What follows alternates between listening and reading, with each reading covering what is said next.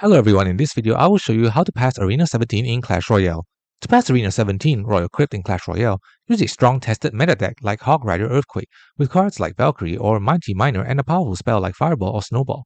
Master the importance of smart, predictive plays rather than just reacting. Gain elixir advantages through effective trades and maintain a tight card cycle to outmaneuver your opponents and control the battlefield. The recommended deck strategy is Hog Rider Earthquake. Some key cards include Hog Rider, Firecracker, Valkyrie or Mighty Miner, and a spell such as Fireball or Snowball. The core strategy includes predicting your opponent, identify their counters to your Hog, and predict them with support troops or spells. Defensive backbone. Use cards like Bomb Tower and Musketeer for a strong defensive foundation. Firecracker's role. Leverage the Firecracker's annoying presence, as many opponents in this arena don't run arrows. And finally, Elixir advantage. Focus on trading Elixir to gain a significant advantage. Some general tips for Arena 17 include Master Predictions. This is a high-skill arena. You need to make brick predictions to win, not just react to your opponent's plays.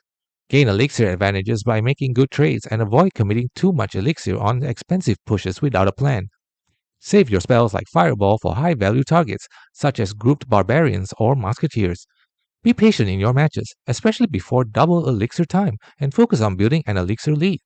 Don't bunch your troops. Separate them to avoid them being easily countered by spells like Raid. Employ defensive buildings like Goblin Cage to absorb damage and then use the resulting Goblin Brawler to launch a counterpush. If you have a champion, learn to use their unique abilities at the right moment to swing the game in your favor. Thanks for watching. Don't forget to like and subscribe for more videos.